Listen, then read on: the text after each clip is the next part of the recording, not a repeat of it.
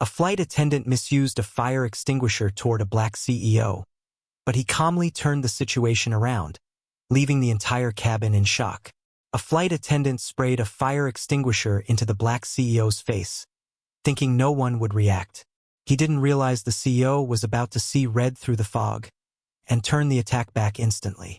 Subscribe if you believe arrogance always collapses when true power ignites.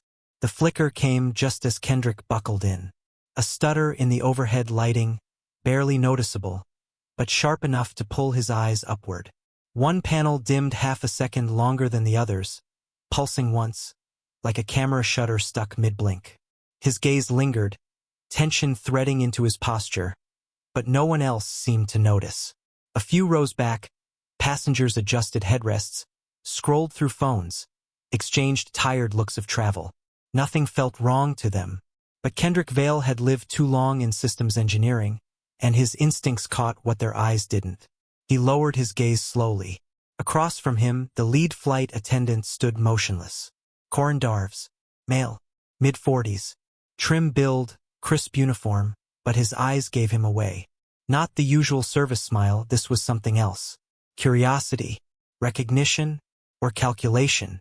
Darves stared just a second too long. Kendrick shifted slightly in seat 1A, adjusting the steel-gray briefcase secured beside his leg. The biometric latch blinked green once before dimming again.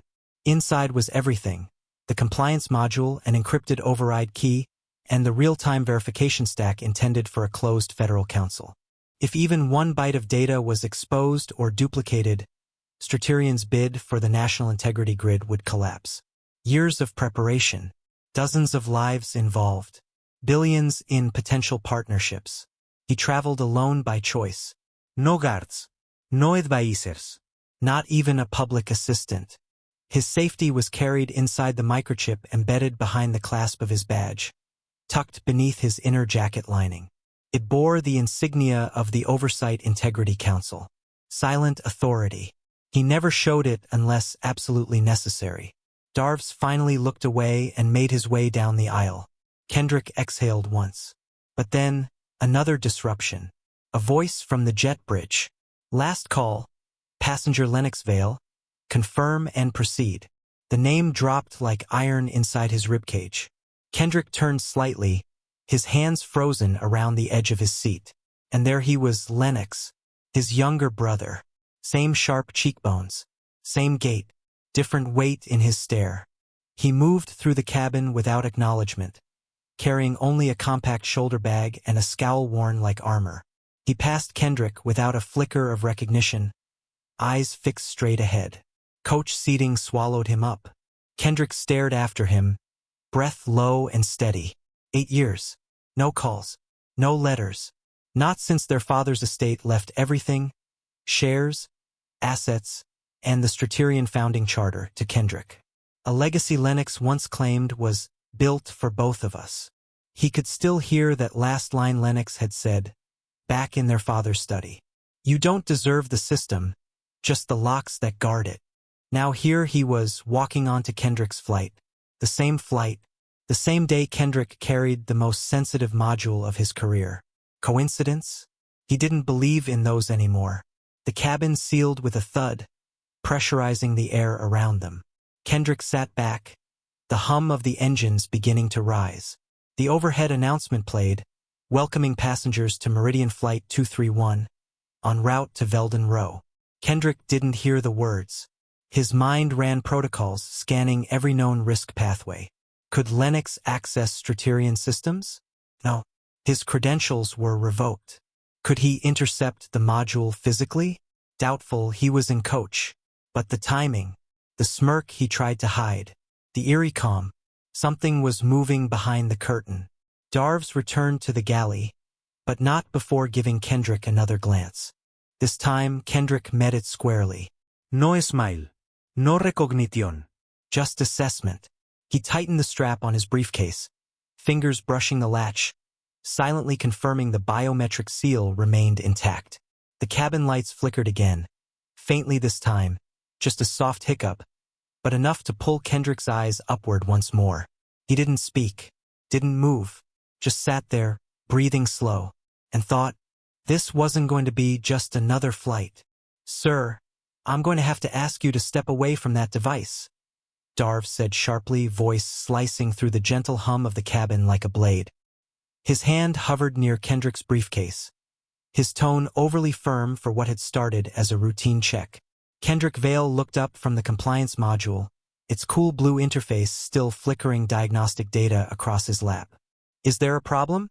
He asked, keeping his voice even, though his fingers subtly tapped a silent command on the side of the device, a command that initiated temporary encryption shielding. Darv's didn't answer immediately. Instead, he gestured to the screen. Passengers aren't allowed to run unverified systems during flight. This interface is unfamiliar, and you've been typing codes. That looks like tampering with cabin protocols. Heads turned. From 2 rows back, a man with glasses leaned out to get a better view. The usual mid-flight chatter dulled as passengers caught the edge in Darv's tone. Kendrick sighed inwardly, already feeling the shift. The moment had arrived earlier than expected. That's incorrect, Kendrick said, calmly but with weight. This is a compliance diagnostic interface authorized under Section 7 of the Oversight Charter. I'm cleared to use it mid-flight. He reached into the inside of his coat and retrieved a dark ID holder. The federal emblem glinted subtly under the reading lights as he held it up. Federal Clearance Level 6. Darv's leaned in closer but didn't take the badge. His expression shifted from suspicion to forced amusement. Lips curled into a smirk. I've seen better fakes on Tychran flights, he said, loud enough for others to hear. Laughter flickered among a few curious passengers. Someone whispered, he's faking a badge? Kendrick kept his composure, but he scanned the flight deck door in the distance. The pilot hadn't yet intervened. Protocol dictated that a clearance badge, real or fake, required verification through cockpit channels. The young co-pilot's voice crackled moments later through the intercom. We've received a notification of a Level 6 clearance request. Passenger Kendrick Vale, please allow the flight lead to verify your identity in person. I just did, Kendrick replied, eyes locked on Darv's. You're looking at it. Darv's crossed his arms. Then hand over the briefcase. If you've got nothing to hide, there's no harm in securing it in the crew compartment for the remainder of the flight. The briefcase sat locked by biometric seal on Kendrick's lap, gleaming faintly under the cabin lights. He didn't move. That case contains federally regulated technology. You're not authorized to handle it. I suggest you step back. A silence fell. For a beat, even the hum of the engines seemed to retreat. That's when a new presence emerged. The junior flight attendant, a younger man with short-cropped hair and a hesitant posture, leaned toward Darv's and whispered something. His eyes flicked to Kendrick's module screen, which now pulsed gently with interference signals. The module wasn't broadcasting, it was being pinged. Darv's frowned. What did you say? The junior attendant spoke louder this time, nervous but firm. It's showing signs of remote signal interruption. Someone's trying to access it from the outside. The words hit the cabin like cold water. Kendrick's fingers curled subtly around the edge of the seat. His heart rate didn't rise, but a chill moved through his chest. The encryption diagnostics had caught the signal too. Not from onboard, external. A triangulated frequency routing through the aircraft's passive systems, cloaked through what looked like cabin Wi-Fi. He glanced at the module. Red blinking text flashed quietly in the lower corner. Remote AUTH attempt detected. Access denied. Countermeasure engaged. Whoever was on the other end didn't know Kendrick had already layered a dynamic firewall before boarding. But now their desperation was bleeding through. The attempt was live. Darv's looked unsettled, but the moment gave him more fuel than doubt. So now your device is causing signal interference mid-air? This is exactly the kind of threat I'm trained to respond to. You're not trained for this, Kendrick said evenly. You're reacting without understanding the equipment, the authority involved, or the stakes. He turned the badge around, letting the backside scan itself against the panel beside his seat. A small light blinked amber, acknowledging the embedded clearance chip. But Darv's wasn't looking at the chip. He was focused entirely on perception, how the passengers now stared, how the whisper of dangerous device had rippled down the aisle. This wasn't about logic anymore. It was about fear, and Kendrick could see the wave building. One man stood halfway up in row 4, asking quietly, "Is he a threat?" Another muttered, "Why does he need that kind of gear anyway?" Kendrick did not move. He knew better than to reach for anything now. Every motion would be interpreted. Instead, he tapped the side of the module once, activating proximity lockdown, and held his voice steady. "You are interfering with a federally designated technology escort. If you do not cease, you will be in violation of Aviation Integrity Code." Darv stepped back, but not in retreat. His eyes narrowed. "Then I guess we're both filing reports, because I'm escalating this." He turned toward the cockpit intercom panel. The junior attendant hesitated again, then glanced at Kendrick apologetically, but said nothing. Loyalties were already shifting. Kendrick knew he couldn't count on crew logic now.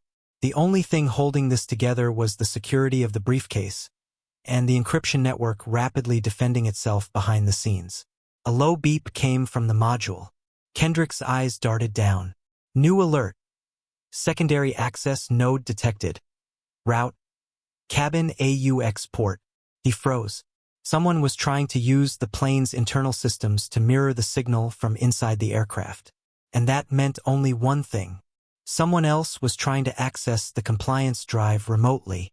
Darv's hand lunged forward without warning, yanking the steel-gray briefcase from Kendrick's lap with a suddenness that knocked the module screen sideways and drew startled gasps from the front row. The CEO stood instantly, posture straight, voice calm but commanding. "Do not force it," Kendrick said, eyes narrowing. "It's locked with biometric encryption. You'll trigger a..." A loud beep cut through his warning. The lock flashed red. Darv stumbled back, cradling the case awkwardly as if it had just hissed at him. His eyes darted to the passengers now turning to watch, some already whispering. A flicker of triumph twisted across his face. Manufactured authority stepping into chaos. "He's resisting inspection," Darv barked. "This case could contain volatile tech." The moment cracked wide open. From coach, a new voice erupted. "That man is dangerous." Everyone turned. Lennox Vale, standing halfway down the aisle in row 14, pointed directly at Kendrick. "He's not just carrying unauthorized tech, he's concealing a breach module." Kendrick's heart didn't pound. It chilled.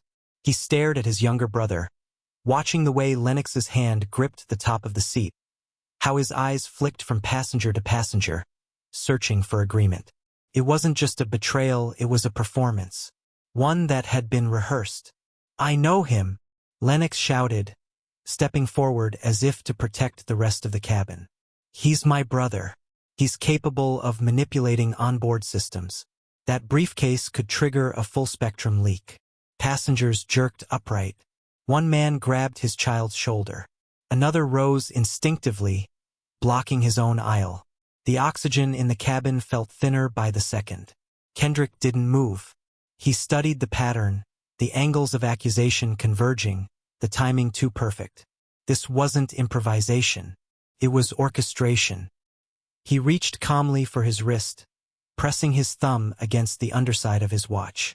Beneath the sleek black band, a pulse emitter blinked once, twice, then vanished. A silent distress ping routed through his federal chain, now threaded its way through encrypted networks toward the Oversight Integrity Council. But the air was already shifting. Darv's had moved again, fast, clumsy, panicked. From the galley wall, he ripped the red-handled fire extinguisher from its mount with both hands. "Put your hands where I can see them," he ordered, though his voice cracked beneath the weight of the moment. The passengers weren't sure who to fear anymore. Kendrick turned, just enough to raise a hand and de-escalate. "You're making..." The roar came before the words could finish. A thunderous hiss filled the air as the extinguisher's nozzle released a geyser of white fog, chemicals and cold pressure exploding into Kendrick's face. His eyes clenched shut on instinct. Powder seared into them like broken glass. The noise, the shock, the raw suffocation. His body jolted backward, crashing into the seat divider. Screams erupted. The aisle dissolved into chaos as the fog ballooned, filling the cabin like a smoke screen on a battlefield. Children cried. A man dropped to the floor instinctively. Someone shouted for help, but no one knew who needed it more. Kendrick coughed hard, trying to inhale through the foam-laced air. His limbs scraped along the carpet, one hand reaching for anything solid. The briefcase, where had it gone? Darves had vanished behind the curtain of smoke, and all Kendrick could hear now was shouting. "He's resisting." Lennox's voice echoed from the fog. "He's dangerous. Someone restrain him." Kendrick's mind burned with betrayal, not just from his brother, but from the system meant to protect people like him. He dragged himself toward the divider, using elbows and knees, his face slick with chemical residue. His breaths came in ragged pulls. The edge of a seat jabbed into his ribs as he crawled. Around him, the fog thickened, swallowing faces and shapes and clarity. But beneath the chemical haze, something ancient stirred in him. Not anger, focus. His hand reached a seam along the galley wall, an auxiliary panel known only to federal clearance holders. He pressed hard. A click. The panel opened. Inside, a socket waited. Kendrick removed the badge from under his collar, eyes barely open through the sting. He inserted it with one precise motion. A soft chime answered him. Then, amber light spilled across the cabin ceiling. An automated voice, calm and clear, cut through the madness. Federal clearance level 6, verified. The cockpit door clicked. Lights flickered from standard white to amber. And in that shift, everything changed. Passengers turned. The screaming stopped. Even Lennox paused mid-sentence. Darves froze. The same system he had accused Kendrick of tampering with now confirmed. Kendrick Vale outranked every crew member on board. No one moved. Slowly, Kendrick rose. His suit was coated in residue, face streaked with extinguisher dust, but his eyes, red and blurred, held steady. He didn't speak. He didn't need to. His silence was louder than the alarm still flashing above them. The blast hit Kendrick Vale full in the face. There was no warning, no time to flinch. A harsh, thunderous roar erupted beside him as the nozzle of the extinguisher exploded with white chemical fog. The pressure of the blast knocked his head backward, and his eyes instantly burned. Cold, acrid powder forced itself into his nostrils and mouth, flooding his senses with heatless agony. He stumbled back, choking on the foam, vision whitewashed, breath torn from his lungs.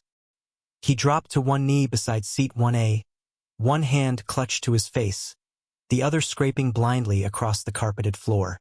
The briefcase was gone, ripped away during the ambush, but its absence registered only as a hollow pang behind the blaze in his throat. The world had become a shrieking blur of alarmed voices, gasps, and shouts. The cabin, once orderly, now echoed with chaos. "Get him restrained." Lennox's voice cut through the fog like a knife. "Before he causes more damage." Even disoriented, Kendrick knew that voice, knew the cadence of it. But hearing it now turned against him, cold, weaponized, shoved a second burn into his chest. His own brother wasn't just watching this unfold. He was fueling it. Another voice rose over the fray. Darves. He resisted crew protocol. He assaulted personnel. "Bring the restraints." Kendrick coughed violently, the foam burning against the back of his tongue. He tried to speak, to protest, but only a rasp escaped. His fingers clawed toward the base of the seat divider, slipping on the slick chemical residue. Shouts filled the aisle. Confusion grew. The fog hadn't just blinded him, it had blinded judgment. Then, a voice from the row behind. "Wait a second," an older man barked. That wasn't self-defense. He sprayed him for no reason. A second voice, younger, steadier. "I saw it too." He wasn't threatening anyone. He was explaining something. Somewhere in the haze, truth had started to pierce through.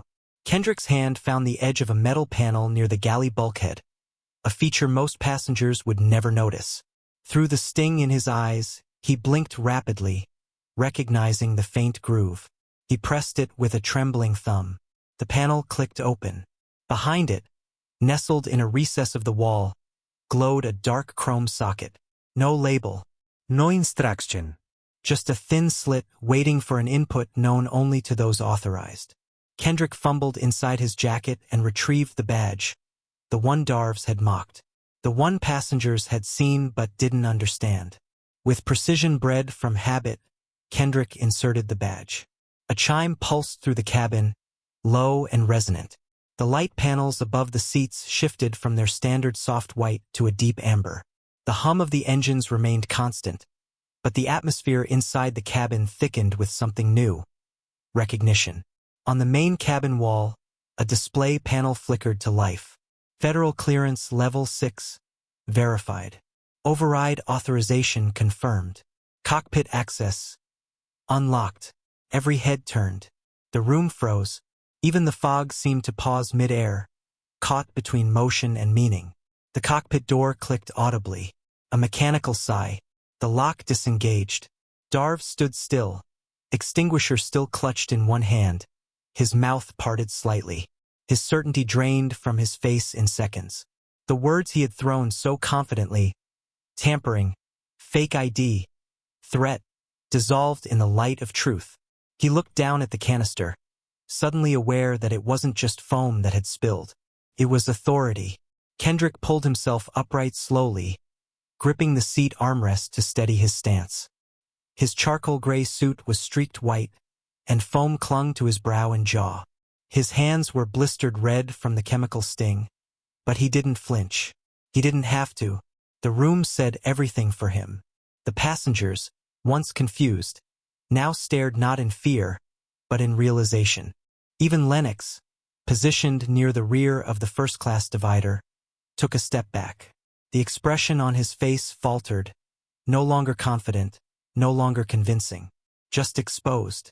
And Darves, still frozen, opened his mouth as if to speak. Kendrick said nothing. He simply turned toward the cockpit, his posture precise, his breath steadying with each step. The amber lights pulsed once more as system logs continued syncing in the background. Silence fell over the cabin like a second fog, but this one carried weight. Finality. Kendrick's vision was still hazy, the chemical residue drying across his face like salt. But he didn't blink. Not once. And as the cockpit door eased fully open and the alarm above them continued its muted red flash, Kendrick paused for just a moment. His voice didn't need to rise. His presence spoke louder. His silence was louder than the alarm still flashing above them. The pilot emerged, eyes wide at the sight of Kendrick Vale's badge still glowing beneath the amber light cascading from the overhead panel. The cabin had gone almost silent, as if the tension had sucked the oxygen out of the air. Behind the pilot, the door to the cockpit remained ajar. Its lock had disengaged the moment Kendrick inserted his badge into the override socket. Everything now stood on edge, not just because of what had happened, but because of what it meant. "What is going on here?" the pilot demanded, voice firm, but shaken. His gaze darted between Kendrick, still stained with foam from the extinguisher blast, and the extinguished lights blinking on the crew panel. "Is that Level 6 clearance?" Kendrick didn't flinch. He straightened slowly, his fingers stiff with drying chemical residue, and reached for the sealed compliance module that had dropped during the chaos. It was dented but still locked. Without hesitation, he handed it to the pilot. "Check the system logs," Kendrick said, his tone crisp, quiet. There was an unauthorized access attempt. Someone triggered a remote clone sequence on the module. I activated lockdown before it could complete. The pilot took the briefcase with cautious reverence, cradling it like a detonator. He turned to the junior crewman, who hovered just behind him. "Check the logs. Now." While the pilot's attention shifted, Kendrick turned to face the passengers. Many of them had stopped whispering. Their eyes followed him with a wary reverence, trying to piece together how the man who had just been attacked by a flight attendant now stood calm and in control. "You have been caught in a net of deception," Kendrick said, his voice echoing across the cabin with a strange authority. "And I intend to cut every strand." The words froze the cabin. At the rear of first class, Lennox Vale stood, as if uncertain whether to flee or argue. But before he could speak, the junior attendant, the same one who had hesitated earlier when Darves sprayed the extinguisher, stepped forward. His voice cracked as he spoke. He asked me earlier, the attendant said, gesturing toward Lennox. Asked how data systems on board worked. How tech gear in first class was monitored. I thought it was a weird question, but I didn't think anything of it. Kendrick turned to face his brother. Lennox didn't move. His jaw clenched, eyes darting from Kendrick to the pilot. This isn't what you think? Lennox muttered, stepping sideways. You were what? Kendrick interrupted, voice colder now. Stopping corruption? Protecting people? Lennox had no reply. Kendrick inhaled slowly, his chest rising with control rather than anger. That module, he continued, turning back to the passengers, isn't just tech. It contains encryption frameworks designed to audit artificial intelligence systems being used by federal contractors. It's the spine of a national oversight program. If it's leaked, altered, or cloned by the wrong hands, rogue systems could bypass every layer of control we've spent the last decade building. There was a murmur. Someone in the back audibly gasped. Which means, Kendrick said, locking eyes with his brother, this wasn't just personal. The pilot looked visibly shaken now. And you think he was trying to, what? Steal it? Sabotage it? I don't think, Kendrick replied. I know. Darves, who had retreated to the aisle near the service galley, stepped forward suddenly, hands partially raised. His face was pale. Look, I didn't know anything about that. I thought he was acting suspicious. The open device, the badge, it looked fake. You told me, Kendrick said calmly. You'd seen better fakes on Tychran flights. That's not protocol. That's theater. Darves opened his mouth but couldn't form words. Kendrick pointed downward. The extinguisher still lay where Darves had dropped it, foam residue congealing on the carpet, the red canister faintly steaming in the filtered cabin air. That wasn't a mistake, Kendrick said, never raising his voice. That was your decision. The wheels hit the tarmac at Brenton Field with a hard, urgent thud. The cabin jolted forward slightly, and gasps rippled through the passengers, not from turbulence, but from the dozens of figures waiting outside the aircraft. Uniformed transport inspectors and internal affairs officers lined the jet bridge, their postures rigid, their presence unmistakably federal. The descent had been fast, unplanned, and silent. No one aboard spoke as the engines powered down and the hydraulic whine of the jet bridge connected with a heavy hiss. Kendrick Vale rose slowly, his suit still stained with streaks of white foam and chemical residue. His fingers, though steady, bore tremors from fatigue and the sting in his eyes. The briefcase, now secured once again at his wrist by a reinforced biometric latch, remained untouched by anyone else since the incident. He said nothing as the main cabin door unlocked and hissed open. The moment the seal broke, a wave of cold morning air swept in, followed by an officer in black transport regulation gear. Dr. Vale, the officer said with a crisp nod, stepping aside to allow him passage. Kendrick stepped forward, shoulders square, gaze unwavering, his silence louder than the clamor behind him. As he descended the mobile stairs to the tarmac, he passed a line of officers flanking a figure on his knees, Lennox Vale, hands restrained behind his back, shouting hoarsely. You don't know what he's hiding. I was trying to stop corruption. Lennox's voice cracked with desperation, but it bounced hollow against the engines now winding down. Kendrick didn't break stride. He didn't need to. The falsehoods had already begun to collapse under their own weight. Behind him, the rest of the passengers filed out in stunned silence. No one was filming anymore. They had witnessed something beyond drama, something precise, something real.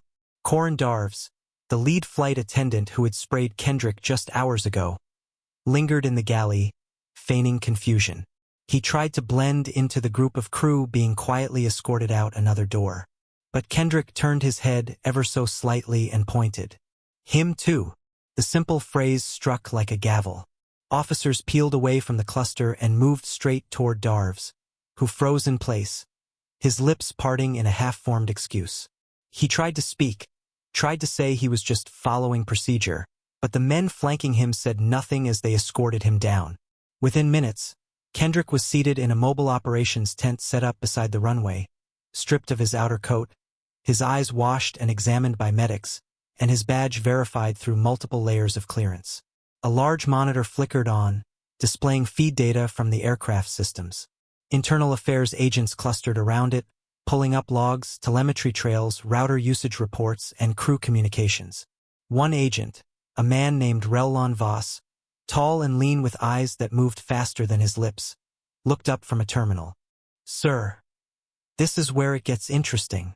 He pointed to a timeline on the screen. The moment the extinguisher was discharged, an outbound spike hit the cabin router. Someone had used the distraction to attempt a data clone of the compliance module through proximity sync. Voss enlarged the data trail. A second signal bounced to a hidden subnetwork, briefly activated from the rear of the aircraft. "This isn't random interference," he said. "This is a clone attempt riding on the back of a panic wave." Kendrick leaned in, still composed. "I triggered a dormant kill switch in the module 30 seconds before the fog hit," he said. "It's set to collapse the primary thread if encryption patterns are force-opened outside approved zones." "Meaning," Voss replied, "the sabotage attempt failed because you anticipated a moment of chaos?" Kendrick gave a slow nod. "The fog bought me time. I needed a distraction as much as they did. They gave me the exact cover I needed to lock it down." The tent fell silent. Outside, officers moved across the tarmac, loading confiscated tech into sealed crates. Darves and Lennox were being processed separately, unaware of how quickly the trail was unraveling behind them. Kendrick exhaled, his breath curling in the cold. The war wasn't over. This was only the first descent. But for now, he had protected the one thing that mattered, the integrity of the compliance framework. As he stood to face the next round of debriefings, the words he had spoken earlier echoed again in his mind. "Sabotage failed because the fog bought me time," he told the agent. "They gave me the exact cover I needed to lock it down." The moment the door sealed behind him, Kendrick knew he was walking into more than an interview.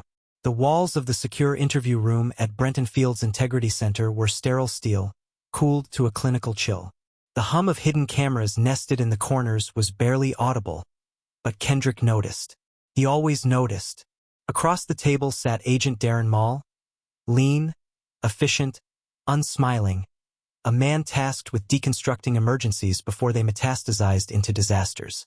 On the table lay a single device, a SecureView tablet, its frame marked with the tricolored seal of the Internal Aviation Integrity Commission. "Walk me through it," Darren said without preamble, sliding the tablet forward. The lights dimmed slightly. Kendrick's eyes, still faintly red from extinguisher residue, didn't blink. "The extinguisher wasn't to stop me," Kendrick said, his voice clipped. "It was to make me react." He tapped the tablet, cueing the footage. The screen flickered, then played a silent loop. Darves reaching for the fire extinguisher, discharging it with brutal force, the cabin fogging in a wave of chaos. In the background, just before the spray, another detail emerged, Lennox Vale, moving toward the rear galley, something small and dark clutched in his palm. "They weren't improvising," Kendrick continued. "They were waiting for my focus to shift, to make me fumble." Darren raised a brow. "You're saying it was rehearsed?" Kendrick didn't answer immediately. Instead, he swiped to the next frame. A tight zoom showed Darves, just seconds before the discharge. Tilting his head slightly, the telltale glint of a receiver nestled in his ear. A sync light blinked. He was listening to someone. "There," Kendrick said. "That's your signal confirmation." He leaned forward, fingers pressed together. Lennox planted something in the rear terminal. Darves was in active comms. When the extinguisher blew, it wasn't chaos, it was coverage. They wanted me blind. But they also wanted the encryption module out of my hands, preferably unlocked, in the heat of reflex. Darren folded his hands. "And instead, you triggered a failsafe." "Right before the fog hit," Kendrick nodded. The kill switch fused the compliance module to level 7 lockout. They didn't even know they missed the real one. Darren sat back, exhaling slowly. What gave it away? Kendrick's tone sharpened. Lennox. He didn't improvise a single word. His accusation was too perfect. Almost scripted. He tapped once more. The tablet revealed another set of logs. Flight crew manifest override requests. Highlighted in red, an unusual clearance denial for Kendrick Vale, citing profile conflict. The signature beneath it read, C. Vaughn. Kendrick froze, staring at the name. C. Vaughn, he repeated. Internal routing officer. Meridian Systems. Darren looked up. You know him? Kendrick nodded once, jaw tightening. He interviewed me for a board position 6 years ago. Smiled the whole time. Never called back. Rumor was, he preferred candidates with less disruptive ethics. He let the silence thicken before continuing. So this wasn't about the module. It was about removing the person behind it. Darren leaned in, voice low. Kendrick, how many modules are in transit this week? 5, Kendrick replied, almost before the question finished. I saw the manifest. You made sure I would. Darren didn't confirm or deny.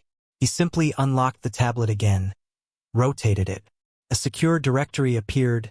Flight numbers, clearance levels, civilian escort tags. Kendrick scanned it. His name was the only one flagged with a red triangle beside it. Marked as hostile, Kendrick muttered. Crew flagged. Systems alerted. And for other modules flying without backup protocols. He looked up, something colder in his eyes now. This was a sweep, and I was the first test. Darren folded the tablet closed. You survived it. That changes the game. Kendrick didn't smile. He simply leaned back and said, the only reason they failed is because I refused to panic. But if they try this again, with someone less prepared. He didn't need to finish. Darren understood. The silence that followed was heavier than the fog that had filled the plane. Then Kendrick whispered the line that closed the conversation like a door slamming shut. So this wasn't about the module.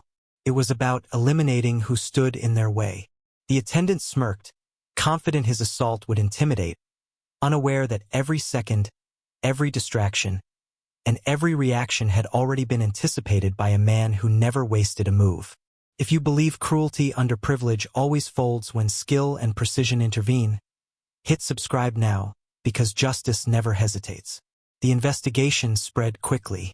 Within hours of the emergency landing, Meridian Systems found itself at the center of a growing internal breach scandal.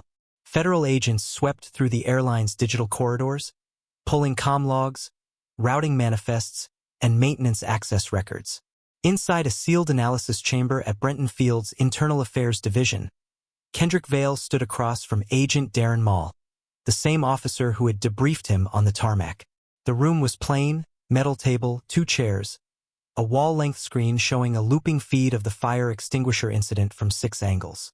The silence was thick, broken only by the soft whir of the air vent overhead. Agent Mall pressed a button. A new image appeared on the screen. Lennox Vale in an isolated holding room, sweat lining his brow, collar loosened.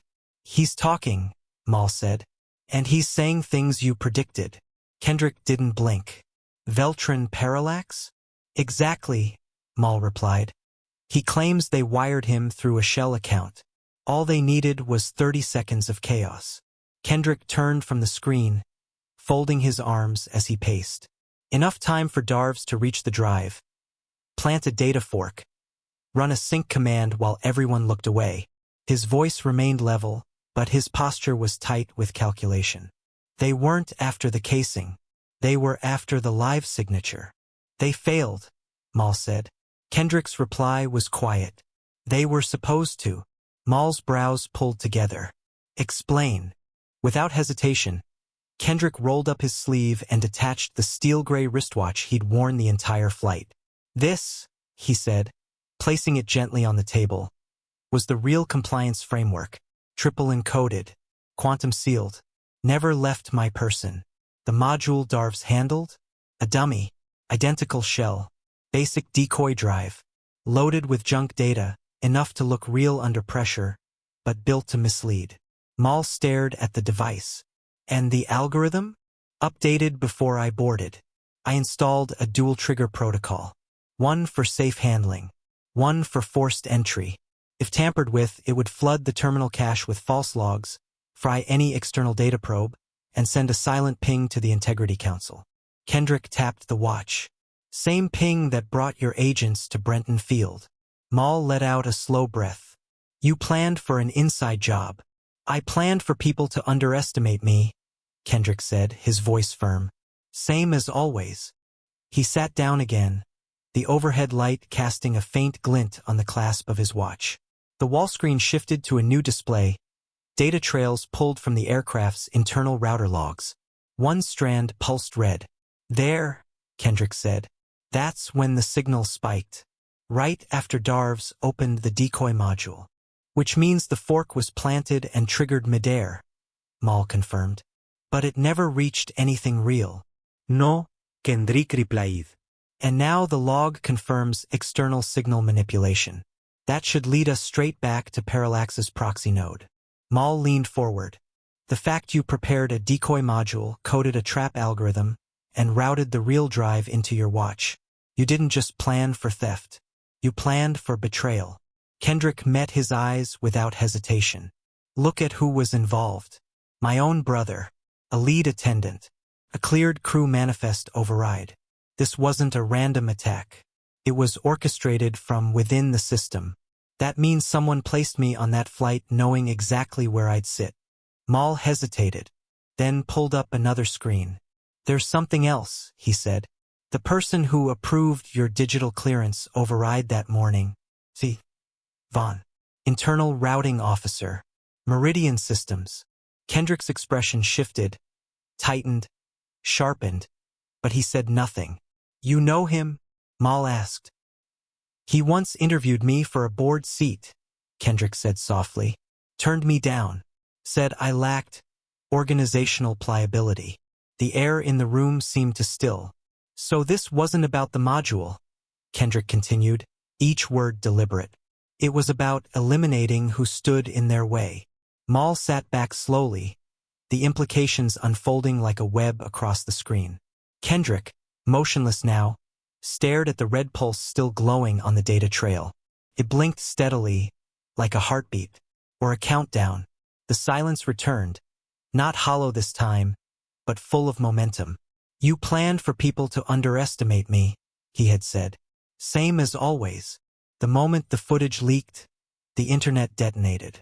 It began with a single clip, 32 seconds long, posted anonymously from a seat near the front of the plane. The video showed a composed black executive seated in 1A, face and chest suddenly engulfed in a white blast as a fire extinguisher roared point blank. The cabin lights shimmered through the cloud of chemical foam, and through it all, the man, Dr. Kendrick Vale, remained upright, shielding a silver-gray briefcase chained to his wrist. As the foam dissipated and shouts filled the cabin, a male flight attendant's voice cracked above it all, yelling, "Security! He's tampering with the systems." Within 2 hours, that clip had made it to news networks across the continent. The hashtags trended. Hashtag foamstrike. Hashtag briefcaseman. Hashtag federal flight fog. News anchors debated if this was racism in disguise, a corporate power play, or something deeper, an engineered strike against a federal contractor midair. Pundits speculated. Civil rights advocates rallied. Aviation watchdogs scrambled for statements. And yet, through all of it, Kendrick Vale said nothing. He was already at the Integrity Council headquarters in Veldon Row, a stark building of matte black steel and reinforced glass. Inside a sealed conference room, Kendrick sat in silence as internal advisors spoke in clipped tones around him. A projection of the leaked footage played on loop behind them, and each time the foam struck, the room went still. Agent Darren Mall entered mid-meeting, shutting the door behind him with a deliberate click. He glanced at the screen, then at Kendrick. They hit you with a fire extinguisher on camera while yelling security, he said. And you still haven't spoken to the press? Kendrick's voice was low. I'm not here to offer commentary. I'm here to design the fix. Darren leaned forward. You're already being called a symbol. You might want to consider shaping the narrative. I don't want to shape it, Kendrick replied, eyes steady. I want to render it obsolete. The meeting ended minutes later. Kendrick declined the council's offer of a public rebuttal and instead requested full access to system logs, black box access chains, and crew assignment records. Behind closed doors, he began drafting what would later become the Veil Contingency Protocol, a sweeping overhaul of airborne data security, response authority thresholds, and crew training audits. He didn't speak in outrage. He wrote in systems and safeguards. Meanwhile, fallout echoed outward. Corin Darves, the lead flight attendant, was arrested after investigators uncovered discrepancies in his crew behavior history and earpiece usage logs. When questioned, he offered one line repeatedly. I was misled by a superior. He never named the superior. In a neighboring interview room, Lennox Vale sat under interrogation lights. His appearance was haggard, but he didn't fight. The deal was simple. Full cooperation in exchange for sentence mitigation. Veltron Parallax, the shell company he'd worked under, had paid him to destabilize the flight just long enough for the compliance module to be accessed, data forked, encrypted lines broken before integration. What he hadn't expected, he admitted, was Kendrick's failsafe layers. Or the public's response. From a secure observation room behind two-way glass, Kendrick watched Lennox's deposition unfold. The words didn't stir him. Not the part about the payments or the surveillance footage or the inserted code. Not even when Lennox said, I didn't know how deep it went. I thought I could stop him. I thought. Before faltering into silence, Kendrick stood still, unreadable. Beside him, Agent Maul whispered, He's burning every bridge to save himself. Kendrick didn't move. Let him. The briefcase sat untouched in the corner of the room. It had already been scrubbed, secured, and triple verified. No breach. No clone. No signal leak. Still, Kendrick kept it close, not as a symbol but as a lesson. As Lennox signed the final confession, Kendrick turned and walked away. Later that evening, under low light in the data strategy room, Agent Maul found Kendrick reviewing cabin footage frame by frame. He paused one clip. The exact second the extinguisher blasted, Kendrick's head turned slightly, not away from the foam, but toward the briefcase. You didn't flinch, Maul said quietly. Not once. Kendrick exhaled slowly. There wasn't time.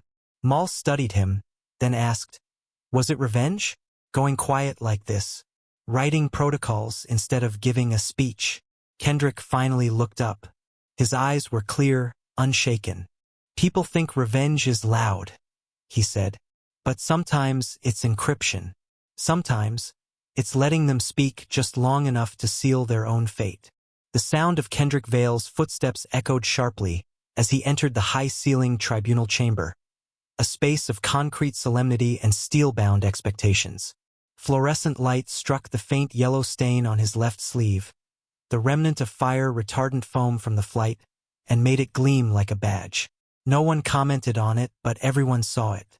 He took his place at the center dais, facing a curved arc of federal oversight officials. 6 men seated behind thin digital tablets, their faces shadowed by recessed lights. At the center was Chairman Elric Vonner, flanked by Colonel Yaris Bren of Aviation Security and Director Corlin Thay of Data Integrity Operations. Their expressions were impassive. The air hummed with low static as the recorder clicked on. You were on board Meridian Flight 231 with a compliance module intended for federal integration. Vonner began, his voice controlled but pressing. Please describe the incident from your perspective. Kendrick nodded once and began without preamble. His voice was steady, not boastful, not rehearsed, just surgically clear. Roughly 47 minutes after takeoff, he began. The lead attendant initiated a confrontation based on false security claims. He accused me of tampering with flight protocols and attempted to seize a sealed module I was escorting under Level 6 clearance. When I refused to hand it over, he deployed a fire extinguisher directly into my face. Simultaneously, a passenger, Lennox Vale, stood up from coach and falsely identified me as a threat.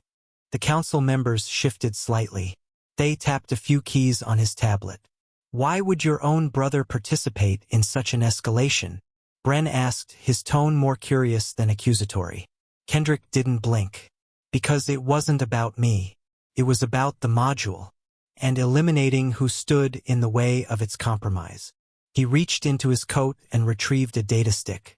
Flight system logs, reconstructed within 6 hours of the incident. You'll find unauthorized pairing attempts from within the cabin, focused on my briefcase's signal signature.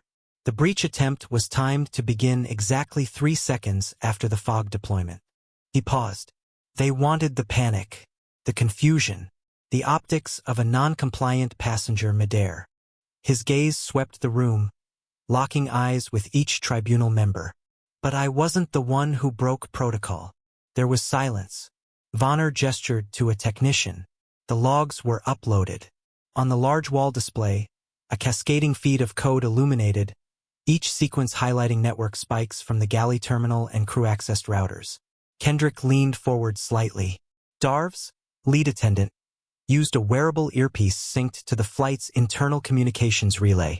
You'll find a 0.6-second pulse prior to the extinguisher discharge.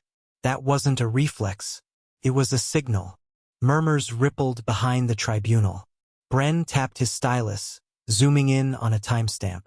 You're suggesting coordinated interference with an FAA-protected asset in federal airspace? I'm not suggesting, Kendrick said quietly. I'm confirming. And I'm not the only one. He lifted a second data stick from his pocket. Straterian's integrity team ran a cross-analysis. We found 5 other flights within the last quarter, each carrying data modules of equal clearance, each experiencing anomalies, sudden turbulence, crew intervention, random mid-flight seat reassignments. What happened on Flight 231 was just the most dramatic. But the pattern is unmistakable. Faye leaned back, a furrow forming between his brows. So you believe the sabotage isn't isolated? I believe, Kendrick said slowly, that we've built a national data integrity network without building any defense against those who load the luggage or serve the drinks. A long silence followed. The statement hit deeper than expected. Chairman Vonner finally cleared his throat. Mr. Vale, are you suggesting that crew members are being weaponized? Kendrick's voice dropped, weighty now. I'm suggesting that someone is using the appearance of protocol to commit violations with institutional cover. And if we don't redesign oversight from inside the cabin outward, we'll be cleaning up pieces after the next one succeeds. Another moment passed. Then Thay leaned forward. And if you hadn't had your clearance badge, your hidden kill switch, what would have happened? Kendrick exhaled, the first sign of weariness slipping through the edges of his otherwise measured posture. Then I'd be a headline, a passenger who overreacted, and the compliance module would be in the wrong hands, stripped and rebuilt without detection. Bren looked at the stain on Kendrick's sleeve again, then at the footage, still paused on the screen, of the exact moment foam clouded Kendrick's vision. Why didn't you panic? He asked. I did, Kendrick said. I just didn't show it. And I'd rather be blind than watch them win. The room went still again. Then the chairman closed his file. Is there anything else you want this tribunal to understand? Kendrick didn't hesitate. He stood, letting the still frame of the attack linger behind him. Yes, he said. If protocols aren't changed now, the next breach won't fail. And the next face sprayed won't have a backup plan. The chemical stain on Kendrick Vale's cuff had not faded. It was still there, faint, but unmistakable, a ghost of the fire extinguisher blast that had once blinded him midair.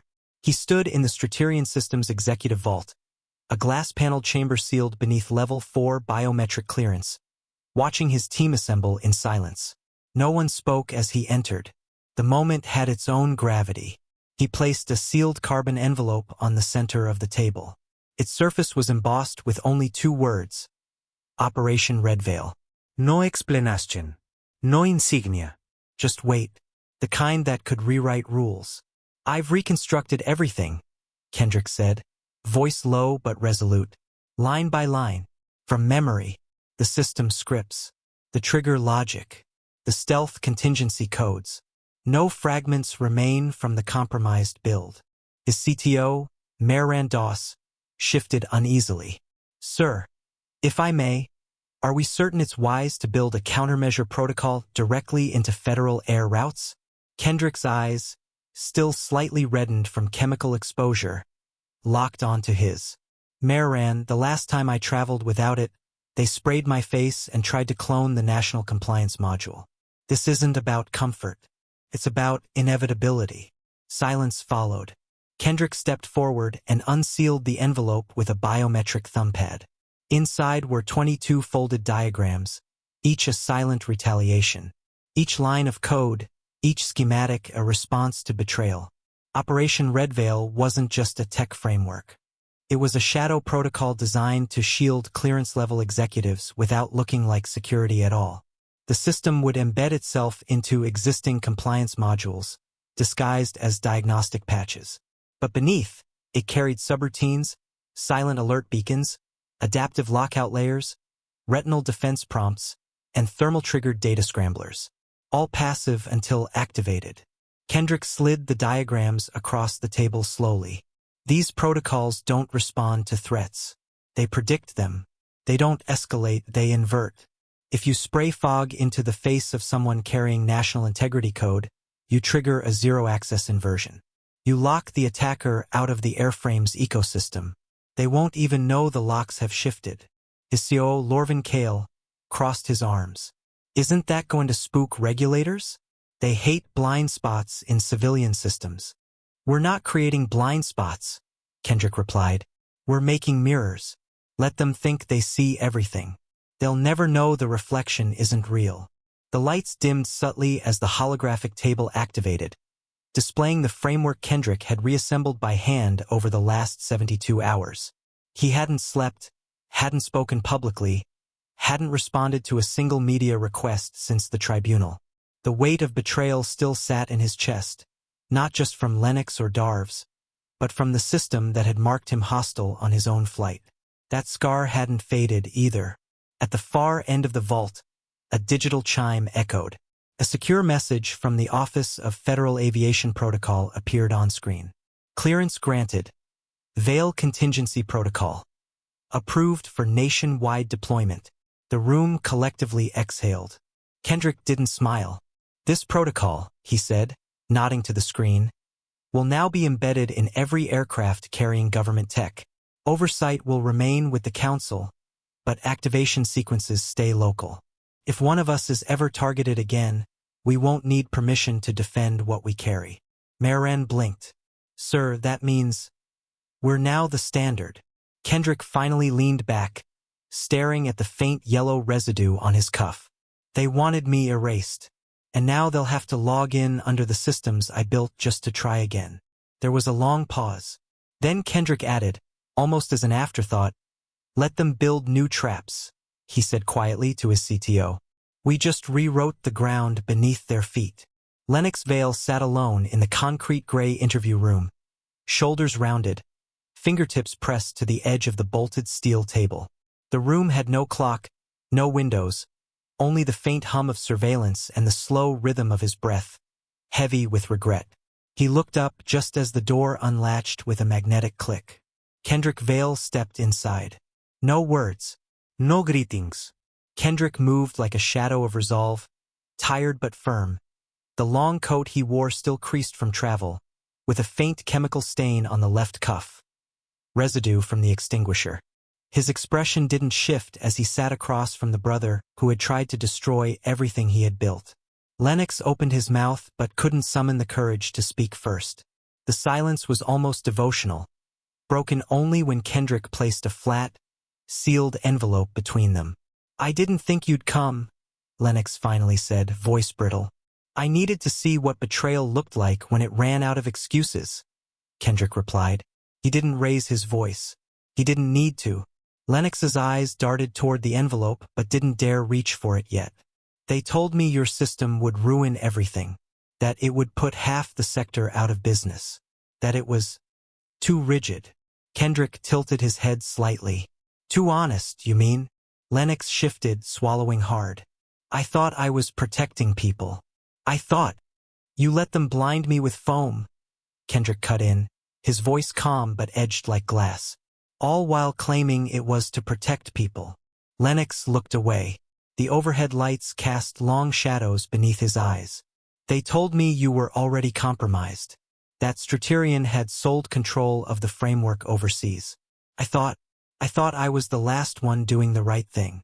And yet, Kendrick said, leaning forward, you were paid through 6 accounts traced back to a shell firm in Eldrin, and you let a man with an earpiece discharge a chemical agent in a sealed aircraft cabin.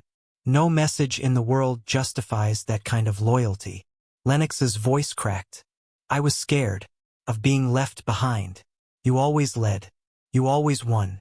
And when I didn't get my share, when the will... Stop! Kendrick's voice landed like a gavel. You didn't do this because of a will. You did this because you saw me building something that couldn't be bribed, and that scared you more than being broke. A long pause settled.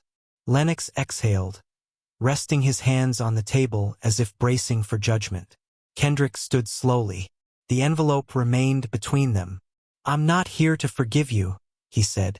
Forgiveness is earned, not inherited. He gestured toward the envelope. But you should open that. Lennox reached for it, hands trembling.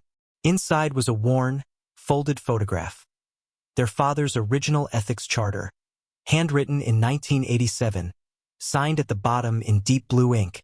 It had once hung above the study desk they shared as boys, until Lennox had torn it down in anger years ago and discarded it in a moment of rebellion.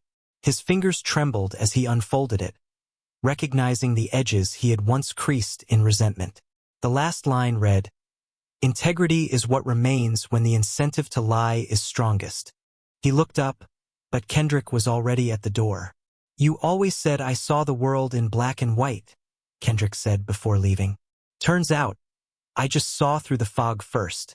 The fog was already beginning to thin when Kendrick Vale stepped onto the tarmac at Brenton Field, but the fallout was only just beginning to rise.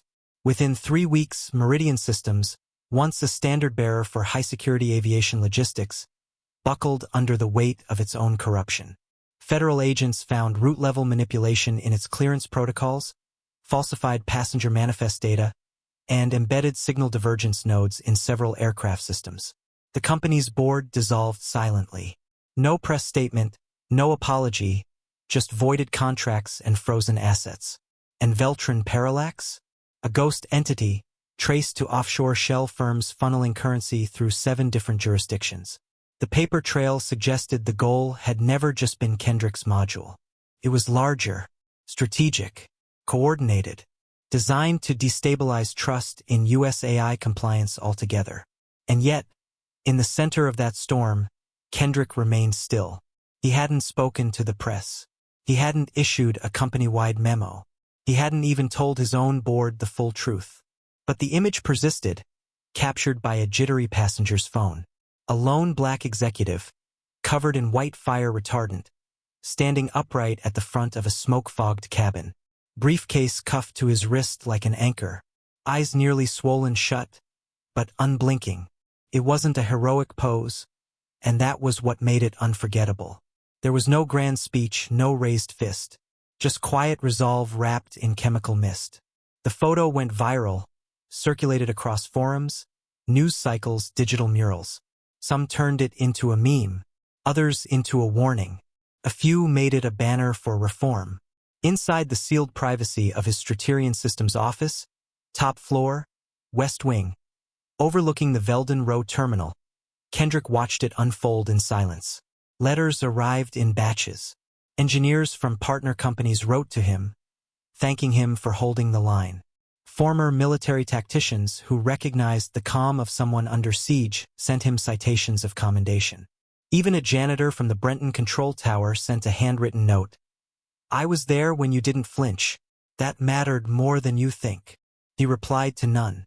Instead, he read the 412-page report from the Integrity Council titled Red Veil, How the Protocol Held. It detailed the timing of the internal breach, the forensic reconstruction of the clone data fork Lennox had tried to install, and the cascading effect of Kendrick's killswitch override. It also revealed chilling new truths. 3 more aircraft had reported suspicious mid-flight disruptions within 48 hours of his. None had carried the real module. All had been decoys. Kendrick, as it turned out, had been the primary target. He read the full report once, every line. Then he closed the file, locked it in a steel safe beneath his desk, and leaned back in the chair. A slow breath left him. The office around him was quiet. Outside, automated loaders moved in calculated rhythm across the new runways, their signals encrypted with the very compliance framework Kendrick had protected. The same protocols now govern drone oversight, executive travel encryption, and real-time airspace arbitration. The systems didn't wear his name, but their spine bore his logic. His paranoia, some called it. His foresight, others finally admitted. Agent Darren Mall had visited the week prior. He'd brought no briefcase, no bodyguards, just a message. "They want to name the protocol after you," he had said, nodding at the office door as if the council sat on the other side. "The Veil Standard," Kendrick had simply replied. "Name it whatever ensures no one else gets sprayed in the face while doing their job." He hadn't smiled when he said it. Now, alone again, he turned toward the window, watching a Straterian-marked jet descend on the rebuilt tarmac, flaps curling against the wind. There was no fanfare, just clean lines, encrypted controls, and protocols that no longer relied on trust alone. His voice broke the silence, not loud, just firm, like closing a loop. "They sprayed my eyes to stop me from seeing, and gave me a clearer vision than they ever imagined. Because when the fog cleared, I was the last one still standing." Through the haze, the CEO acted decisively, neutralizing the threat and leaving the crew frozen in shock. If you believe real authority combines focus, strategy, and decisive action, subscribe now because justice always lands first. Disclaimer: the story you just watched is fictional. It highlights abuse of authority, prejudice, and the power of composure and strategic action in confronting wrongdoing. Its purpose is to raise awareness, inspire empathy, and encourage conversations about equality, accountability, and respect for every passenger.